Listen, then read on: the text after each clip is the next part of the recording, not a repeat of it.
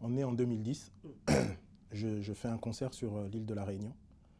Et ce livre, donc Mohamed Aïssaoui avec ce livre, vient d'avoir le Renaudot. Et au moment de mon départ, il y a des jeunes qui viennent me voir et qui me disent, voilà, il y a ce livre.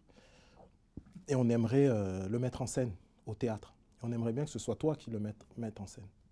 Donc moi je dis, ok, je prends le livre et je le lis. Et quand je lis le livre, j'ai le sentiment qu'il y a quelque chose d'important, que j'ai quelque chose d'important dans les mains. Et c'est tellement important d'une certaine manière que je ne me sens pas prêt. Et que je me dis, je ne peux pas encore aborder ce sujet de la bonne manière. Donc je mets le livre de côté et je continue ma vie.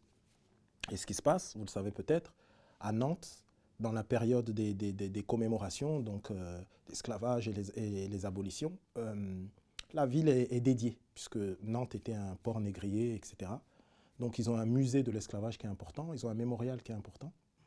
Et donc j'ai appris, j'ai écouté sur cette thématique-là, et ça commençait à infuser en moi en me disant, il y a une histoire à raconter là quand même.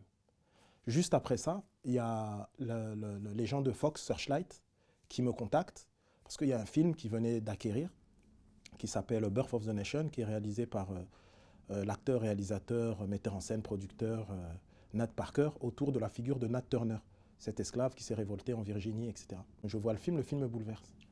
Et donc je demande à rencontrer Ned et je vais donc à Los Angeles. Donc je le vois, on discute. Et pendant qu'il parle avec moi et qu'il m'explique ce qu'il a voulu faire, ce qu'il fait et tout ça, je me dis, ouais, mais ça c'est une histoire américaine. Nous aussi on a nos histoires en France.